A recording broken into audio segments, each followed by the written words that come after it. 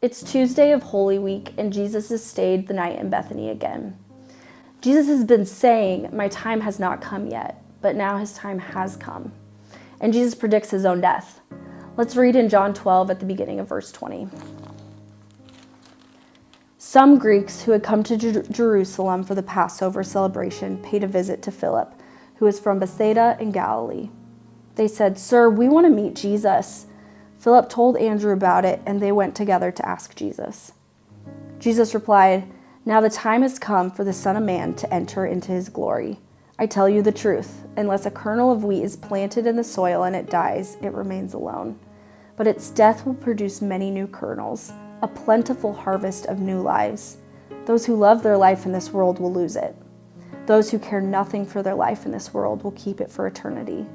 Anyone who wants to serve me must follow me, because my servants must be where I am, and the Father will honor anyone who serves me. Now my soul is deeply troubled. Should I pray, 'Father, save me from this hour'? But this is the very reason I came. Father, bring glory to your name."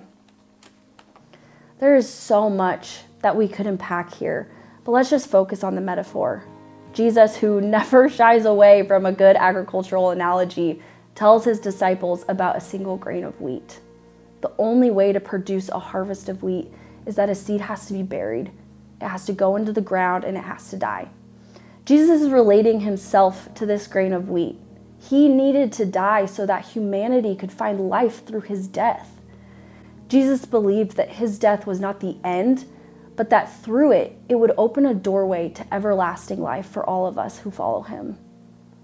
But make no mistake, the reality of his torturous death wasn't lost on him either.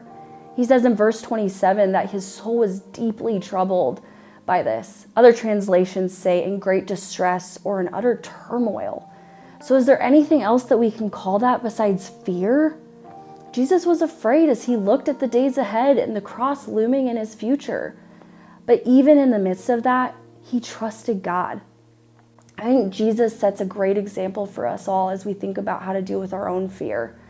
He shows us to treat it as it's just information, to take that mental and physical feeling of fear and our signals from our body. And in fact, Jesus was in really real danger. Even in his darkest hour, he confronts that fear. He releases it to his Father, and he finds clarity and courage for the task ahead. So as we look to Jesus this week, I'd like to invite you to not stuff your fear, to not pretend that it doesn't exist, but instead bring it to Jesus. He has felt it all and much, much more. Trust him when he says that the very road that it looks like might kill you is the road that leads to abundant life.